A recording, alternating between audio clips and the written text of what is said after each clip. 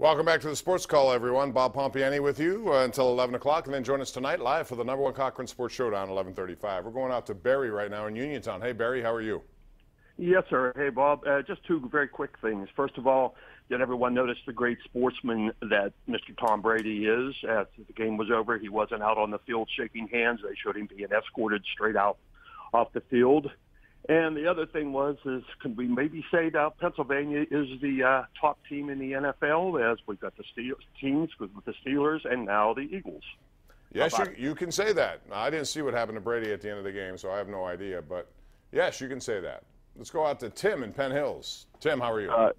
Good, how are you? All right, what's going on, Tim? Two things. I was going to say, as the last guy just said, why when Brady runs out off the field and doesn't shake anybody's hand, they don't say anything about it. But I can't recall the other player who did it. They said it was bad sportsmanship. And the second thing, why does the kicker never get MVP of the Super Bowl? They clearly wouldn't win without the kicker. Thanks. Yeah, but the kickers also had a bad night, if you notice, both of them. And so that's never going to – it's just one of those things. Unless a kicker, like Adam Vinatieri, I can't remember if he ever – but, somebody does something the way he did it, maybe. But in this game, there was too much offense to ignore that. I really thought there'd be more sacks by Philadelphia, which goes to show you just how good that New England offense is. But you're right. Brady doesn't get criticized for much of that, but if it was anybody else, it would have been. And he should be if he did. I did not see it, as I said, so I'm going to have to go back and check it out. Lucas in Tarentum. Lucas, welcome to the Sports Call. How are you? Good. I just wanted to ask you, do you think that it was Pennsylvania still successing that the Eagles won? Pennsylvania what?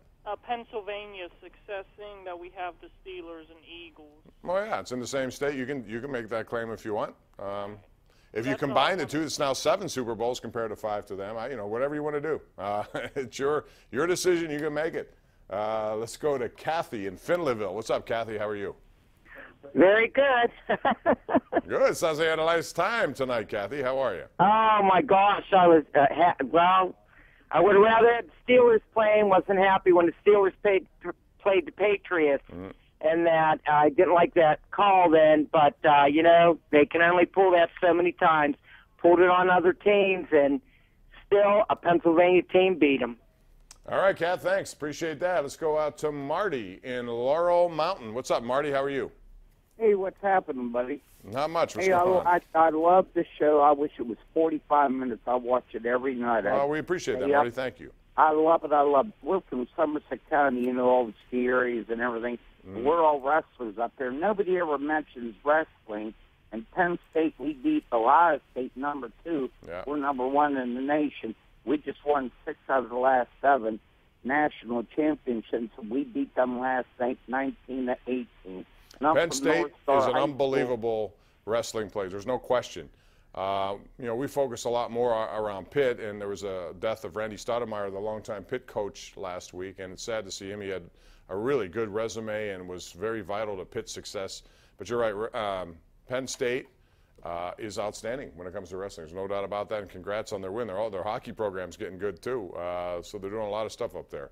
412-575-2600. We're due for a break. We'll take it back right after this.